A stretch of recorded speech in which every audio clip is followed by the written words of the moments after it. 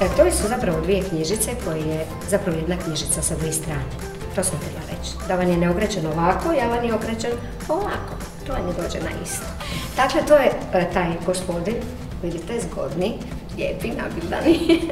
On je osmislio knjižicu u kojoj vam na jedan vrlo jednostavan i prihvatljiv način, razumljiv zapravo svim ljudima, i kako početnicima, tako i onima koji su u sustavu treniranja, pa čak i pravim profesionalcima, dapače, nemojte se bahatiti, uvijek se može nešto novo naučiti.